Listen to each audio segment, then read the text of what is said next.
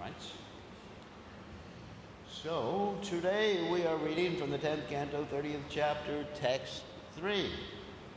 Om Namo Bhagavate Vasudevaya.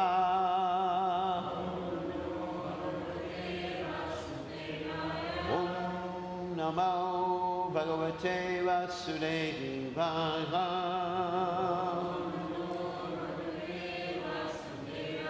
Om Namo Bhagavate Vasudevaya.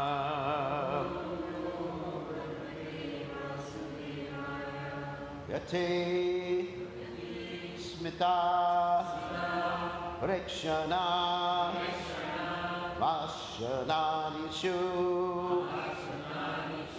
Priyaha Priyasya Yakirhuda Murtyaha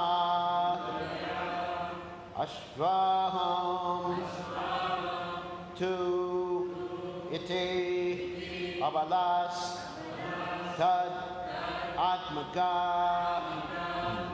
Anyavedishu Krishna Vihara Vikramaha.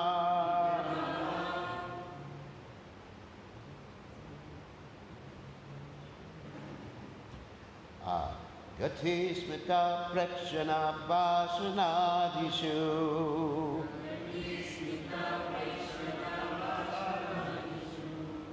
Priya Priyasya Pratirudha Murteyaha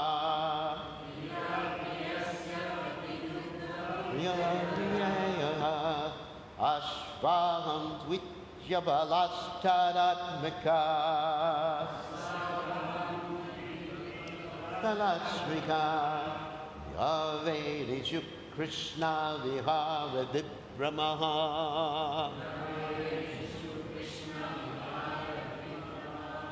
Gati Smita Prekshana Vasanadishu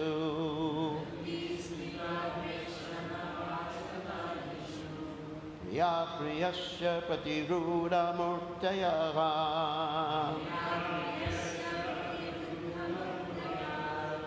Ashvaham Tvityabalasthadatmika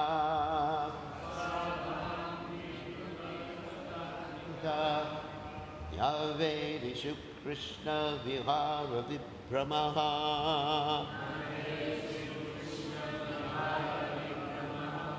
Gati Smita Prekshana Vasanadishu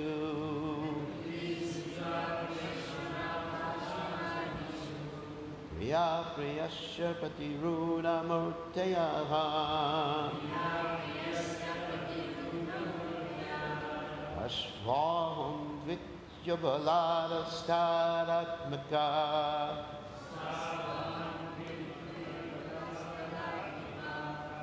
Yavedishu Krishna Vihara Vikramaha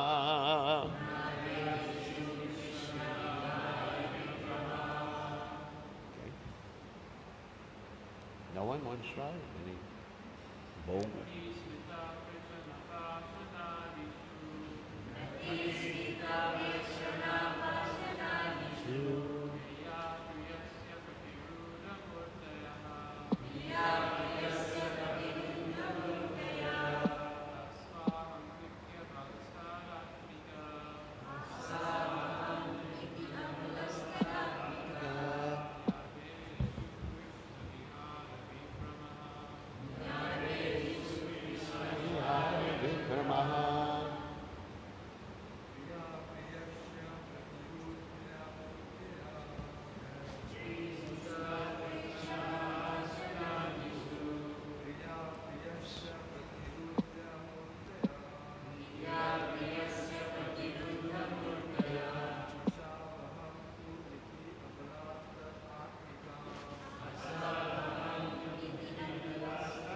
Mika.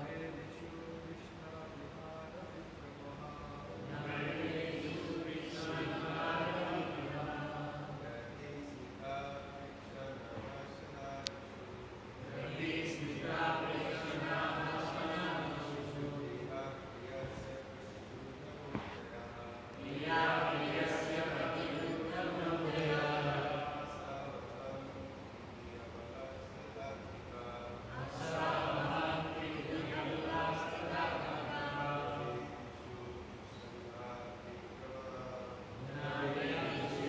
Krishna Vihara Vikrama. Ladies.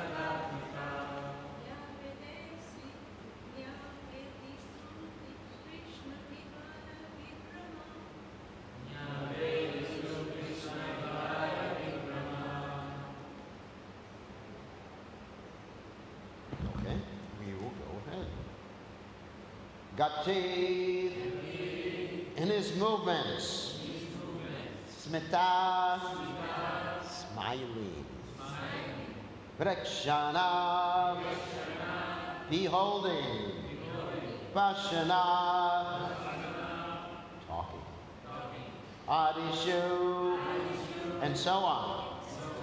Priyaha, the dear gopis. Priyasha, of their beloved. Ratiruda, fully absorbed. Murtyaha, their bodies. Asau, he. Aham, I. Tu, action. Iti, speaking thus. Abalaha, the women. Tat Atmikaha, identifying with him. Yavedishu, they announced. Krishna Vihara, caused by the pastimes of Krishna. Vipramaha, whose intoxication. So translation, because the beloved gopis were absorbed in thoughts of their beloved Krishna, their bodies imitated his way of moving and smiling, his way of beholding them, his speech, and other distinctive features. Deeply immersed in thinking of him and maddened by remembering his pastimes, they declared to one another, I am Krishna.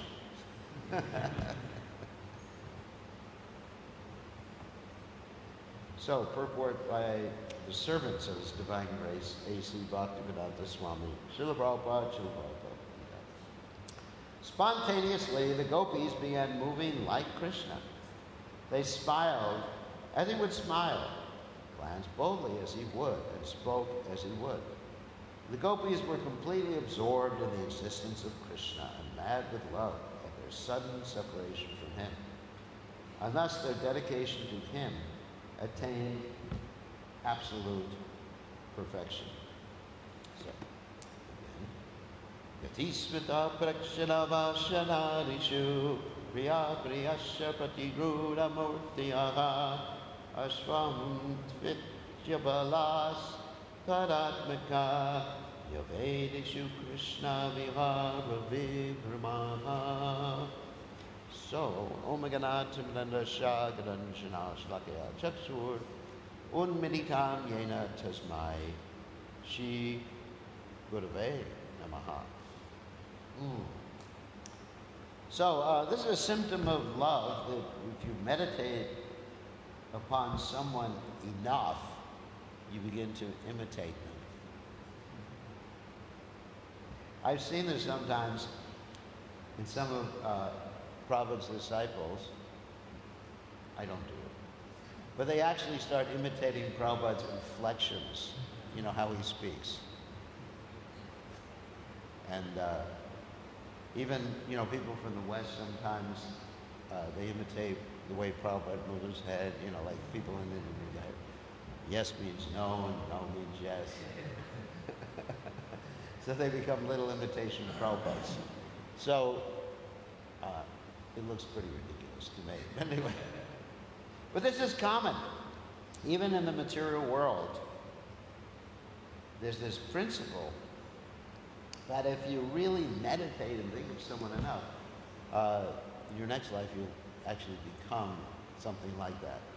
Of course, that's the principle of the 8th chapter of the Bhagavad Gita. Yam yam vapi smaran bhavam yasatayam te kalivam tam tam.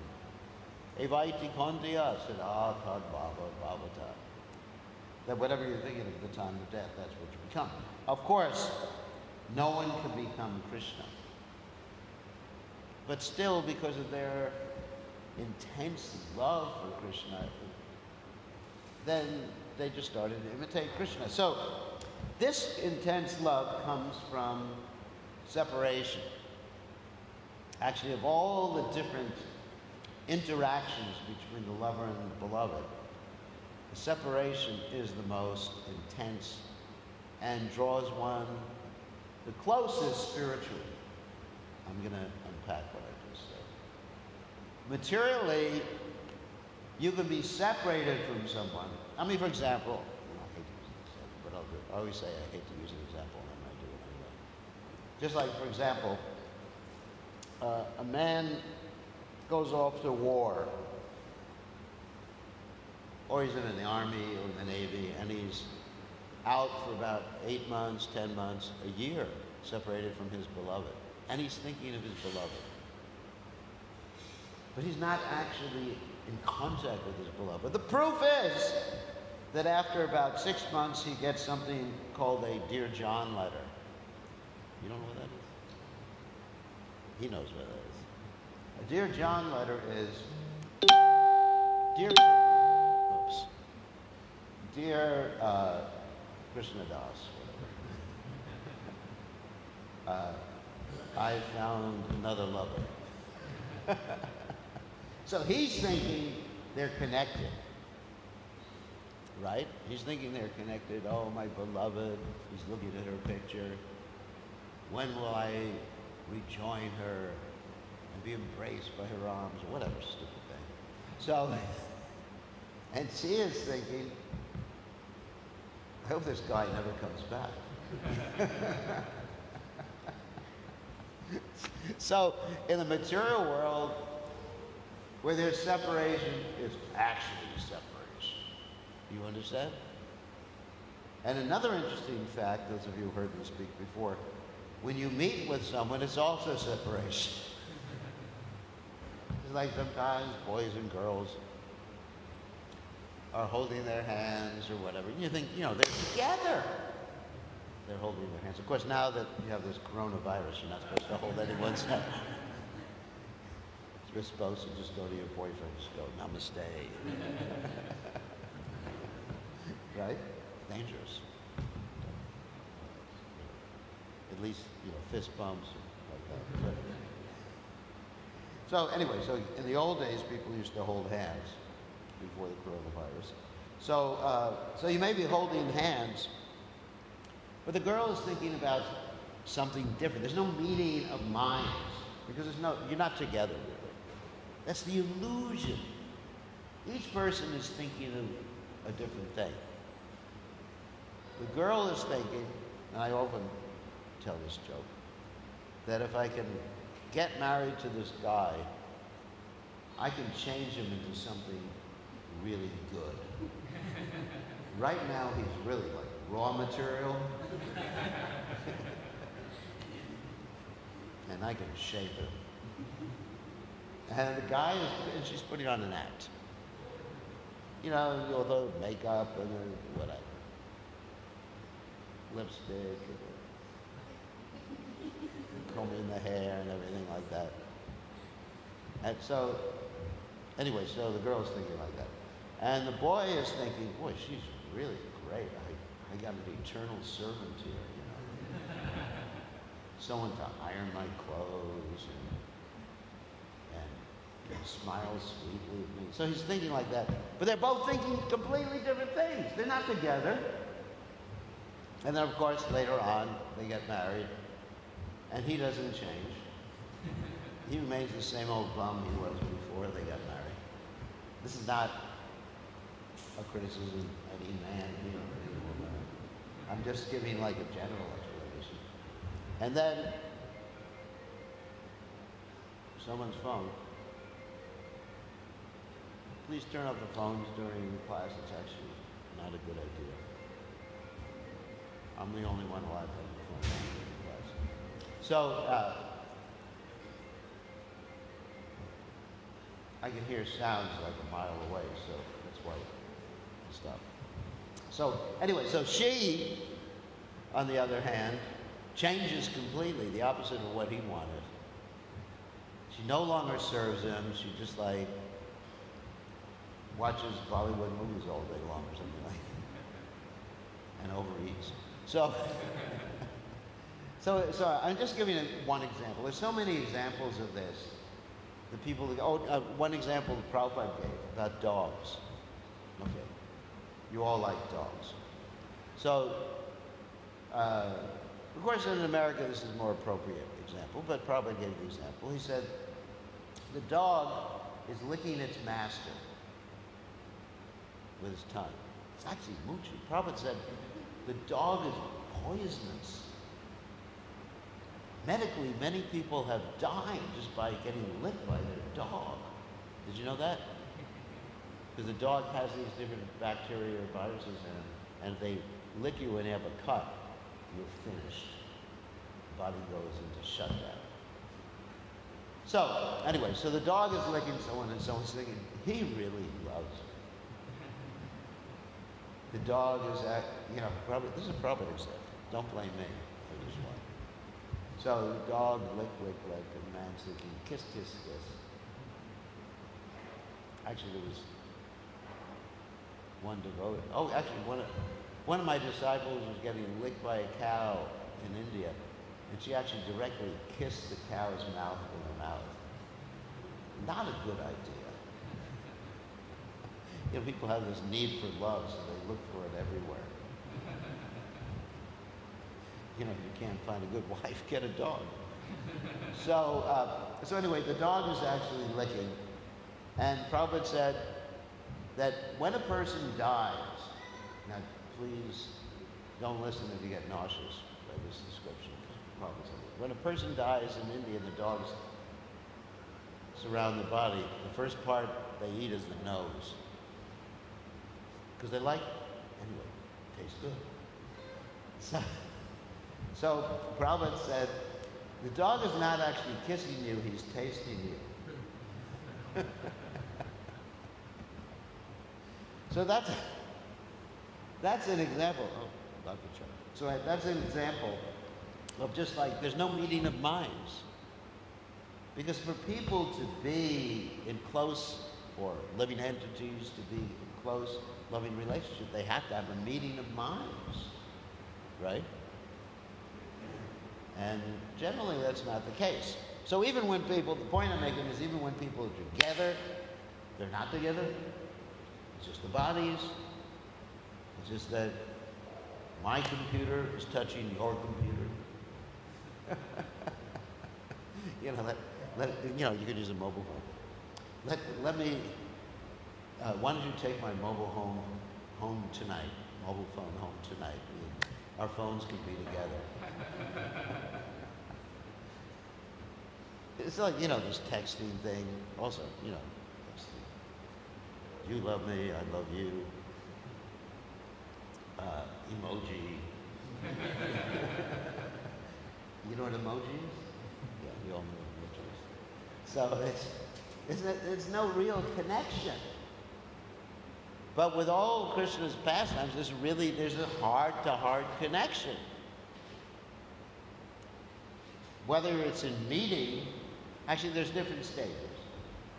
There's meeting Radha and Krishna, or meeting Krishna's devotees, and they're connected. Why? Because they both are on the same wavelength. Wavelength, they're tuned to the same radio frequency. So they're both on the same wavelength. The devotee is thinking, I just want to please Krishna, and Krishna's thinking, I just want to please the devotee. I'm just like that verse in the Bhagavatam. Sadhava Hridayam Mayam Sadhanam Hridayam Twaham Aranyat Tena Janati Naham Te Pyo Managapi. Very wonderful verse. Krishna says, the sadhus have me in their hearts. And Krishna says, but I also have the sadhu in my heart. I mean, that's love, isn't it? And then Krishna says, and they know no one else but me as theirs. And I know no one else but them as mine. Wow. I mean, look at this love. I mean, and we're looking for it with our dogs, or, or a man or a woman, or... Of course, when I was young, people had other interesting types of pets. My brother had a pet hamster, and he would kiss it, We're looking for it with their cars or computers or something like that. It's not. The love in this material, of course, mother's love for the child is the closest thing, but it's still based on the body. I'll prove it. Here's a story. This is a story written by a very great European author named Kafka. And the story is, the book is called Metamorphosis. Once upon a, some of you have heard me tell the story before. Once upon a time, there was this young boy who was loved by his mother and sister. And they loved him very much, but somehow or other in the middle of the night, he got transformed into a giant cockroach.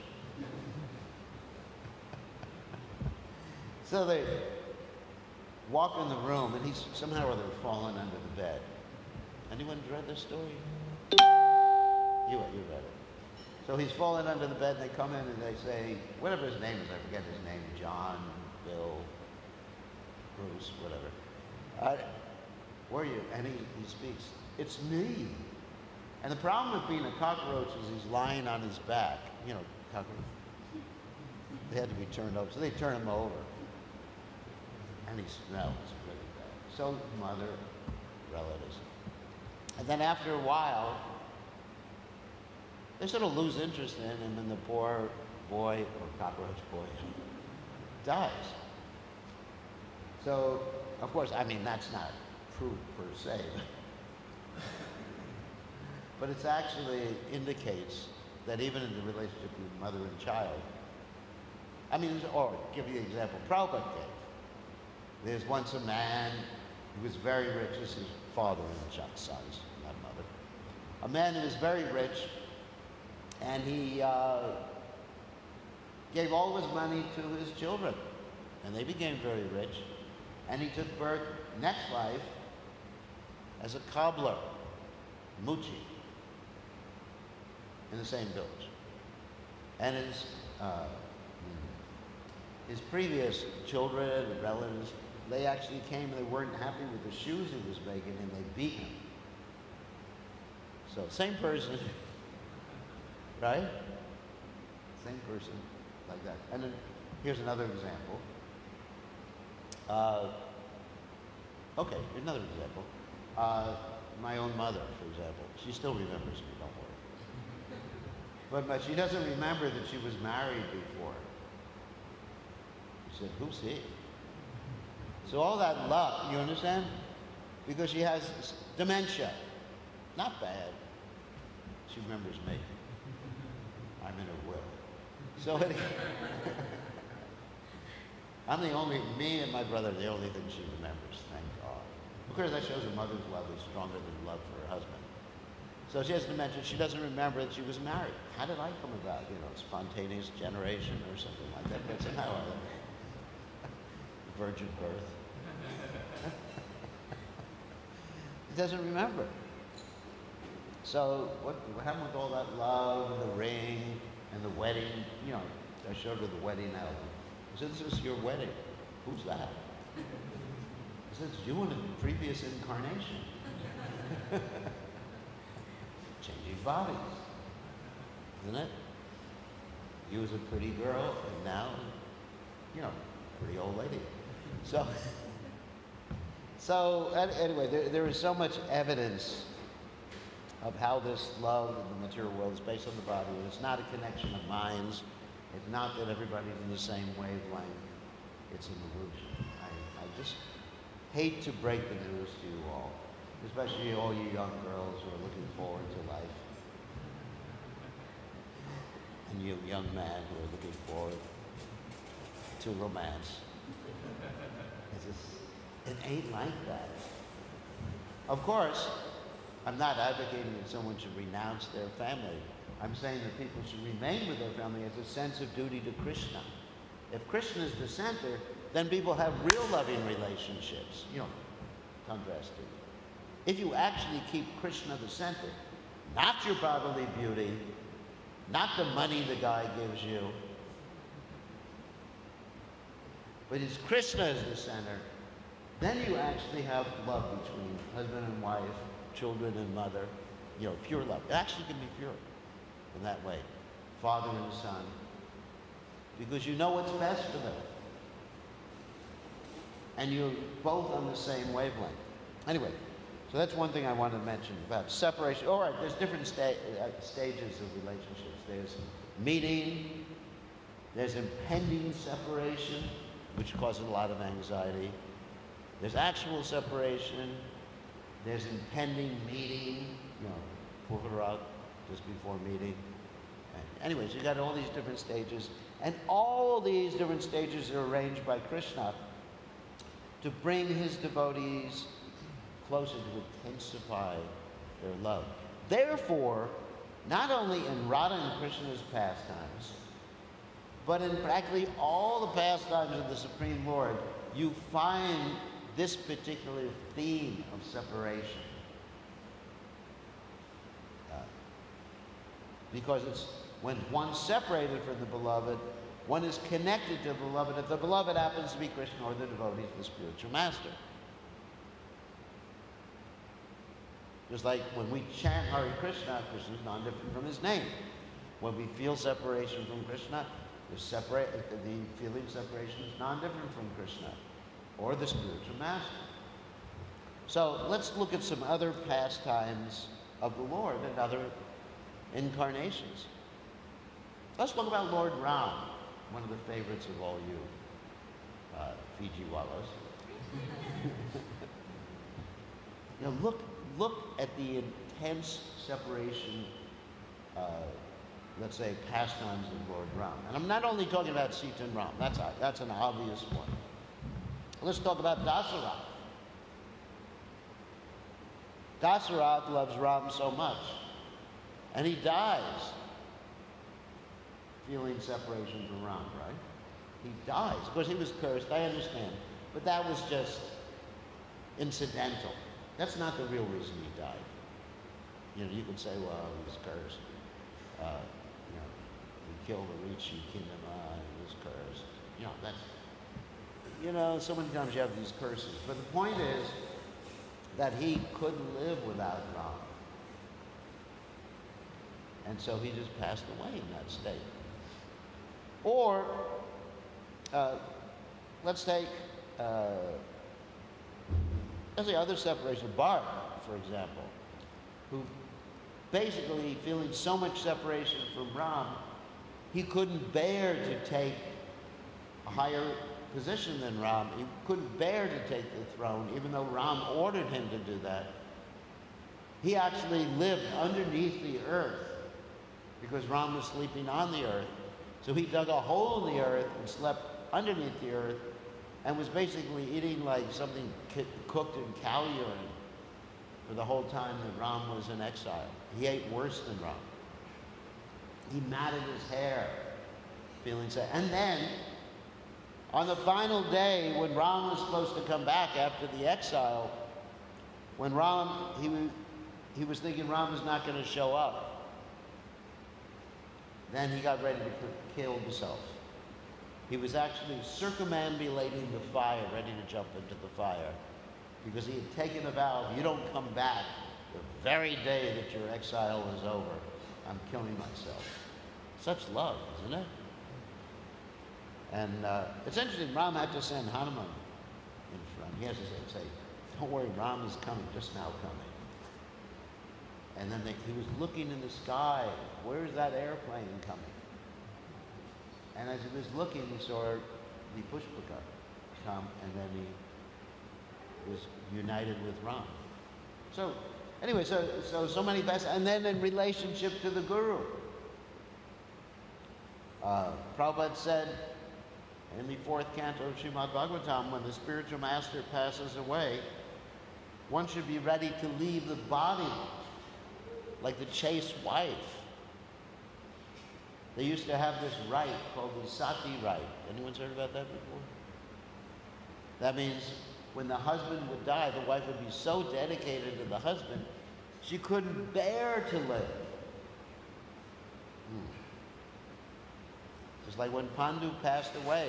Of course, Kunti remained to take care of the children, and Madri left, entered the fire voluntarily. Of course, in recent times, it was a forced procedure. They would actually throw the lady into the fire. People have gotten very cruel in Kali Yuga. Or they kick the lady out of the house and send her to Vrindavan to be a widow. Very, very cruel. But in those days, there was so much love.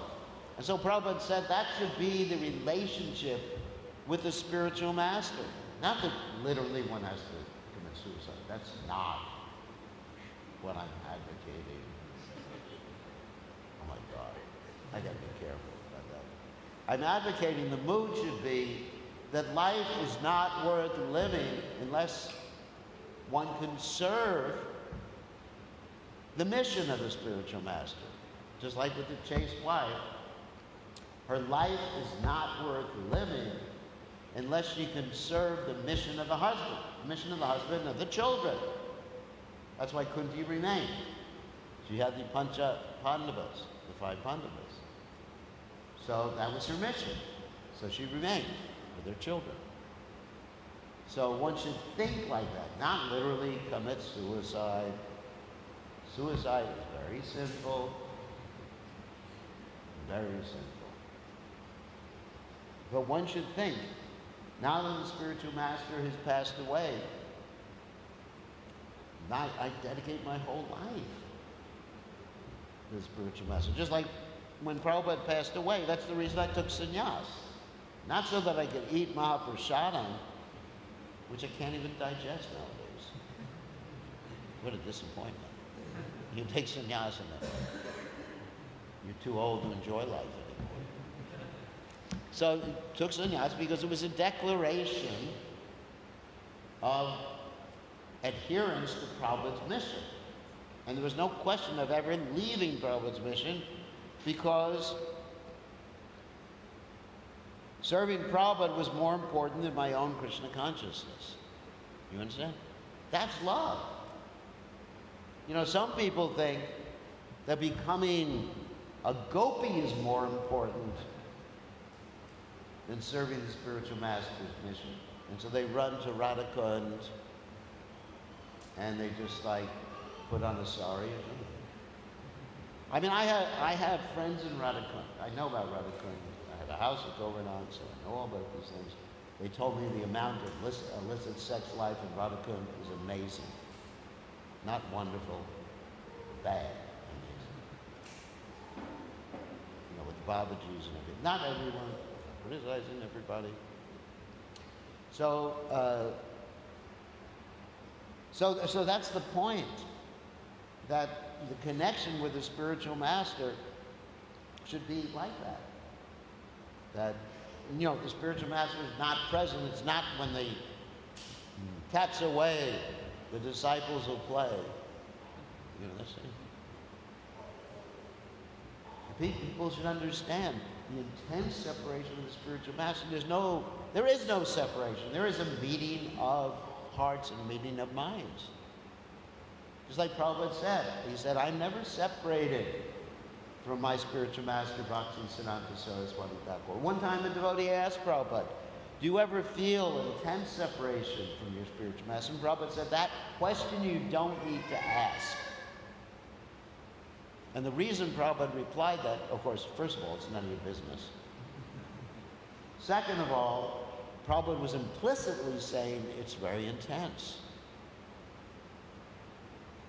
So there's no separation like that. And if one feels this, When the spiritual master is not present, of course, when the spiritual master is present, it's not that one should say, well, you're here, I don't have to listen to you. But then, and taste that as his or her goal in life, then all perfection is there. In other words, the goal should be to please the spiritual master, not to, which is ultimately pleasing Krishna. Spiritual master and Krishna, you can't separate the pleasure of Krishna and the pleasure of the spiritual master. But if one is simply thinking, I want to get out of this material world, it's so miserable, I want to go back to Godhead, I mean, this is, and realize my spiritual identity, it's a good desire. But really, the catch-22 is you're thinking, I really want to realize my spiritual identity. I want to become liberated. I want to get out of the material world. Actually, even the psychologists say that you can analyze someone's tendency towards depression based on how many times they use the word I or me in a sentence. Because we devotees in the Krishna conscious movement, we always use we too much. You know, like we say, we are going to the store. We are doing our thing. So who's going to the store? We? I mean, who else is going? Oh, just me. So because we use it.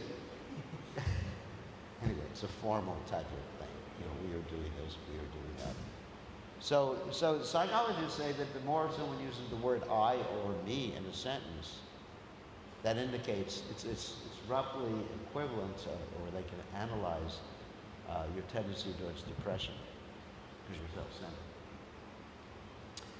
So instead of thinking, you know, and you will go back to Godhead. I mean, that's the way to go back to Godhead, is to be dedicated, you know, to the mission. Yasha prasada bhagavad prasada, yasha prasada navatopa. I mean, how many times do we chant it? We don't even think about it. That by the mercy of the spiritual master. So how does one get, you know, one can get the mercy of Krishna, and without the mercy of the spiritual master, one doesn't get the mercy of Krishna. So even if you're trying to become a gopi, you won't without the mercy of the spiritual master. You get Maya Krishna. You understand? You'll think that you're seeing Krishna, but you're actually seeing a figment of your imagination instead. So to get the mercy of the spiritual master, feeling separation or not feeling separation means to please the spiritual master. What pleases every spiritual master in ISKCON and ultimately Prabhupada is to bring people to Srila Prabhupada's lotus feet, or bring people to Krishna. You understand? Just like there's that story with Srila Tamal Krishna Maharaj, that Prabhupada wanted him to go back to India, he was in America, to manage the temples. And Tamal Krishna Maharaj had a different plan. He wanted to stay in America. So, but he understood what pleased Prabhupada. He presented Prabhupada with all these young, new bhaktas with bald heads. Bhaktas don't have bald heads anymore. Nice, beautiful hair. So he presented, and Prabhupada said, all right, you stay here. And Prabhupada was very pleased. And my interactions with Prabhupada were the same. You know, the story I've told many times to the devotees. Prabhupada was so pleased with someone who distributed so many of his books. He said, he has the mercy of Krishna. More than Prabhupada was pleased with me, who was the temple president. I'm not saying people shouldn't be temple presidents. It's good to be temple president. Someone has to do the job. But Prabhupada was more pleased with this humble brahmachari. Me, you know, I'm a big, at that time, big temple president. Now I inflated myself further, but it's like the frog story, you know, puff yourself up. You know, people puff themselves up and get a higher and higher position in ISKCON, and they think, now I've become more Krishna conscious. No,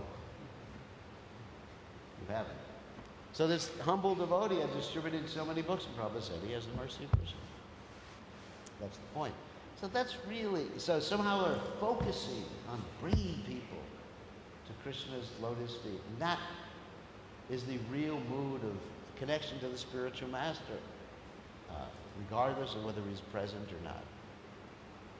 Using one's brain, however, to bring people to Krishna's lotus feet. Anyway, so this is the mood of separation, and then one is connected with Guru, one is connected with Krishna, one is connected with Srimati Radharani and all the spiritual entities. It's a secret, separation. And Prabhupada said our preaching should be done in the mood of separation. One time a devotee said that preaching is done in the mood of the gopis. They had some discussion. And they asked Prabhupada, is that true? And Prabhupada said, yes. But Prabhupada meant that in the mood of intense hankering and separation. He didn't mean that everybody who is going out and preaching identifies themselves as a gopi. You have to understand the context. Yeah. So this is, anyway, so it's a very important point. So here in this particular verse, the gopis are feeling so much separation from Krishna. They're identified. So if we feel separation from Prabhupada, our spiritual master, we will identify with them in the sense of spreading Krishna consciousness, right? Not that we'll sit on a big seat or imitate their dialect of speaking, right? You know, so that's not really what it means here, what I mean. It means imitate their mood of intense compassion for the conditioned souls. And Prabhupada felt so much compassion. Prabhupada cried when people left the Krishna consciousness movement. That's what we need to imitate or follow the footsteps of. Okay, on that happy note, we've got about 1 minute left. Any questions or comments? Comments, questions, problems, complaints, issues? It's actually 7 o'clock, so no? Really? Everyone's so quiet. Fiji's like that. People are afraid of asking questions, but I'm afraid that I'll blast them or something like that. But I don't do that. Okay, so all of our obeisances, all glories to His divine glory. Srila Prabhupada, Ki Jai.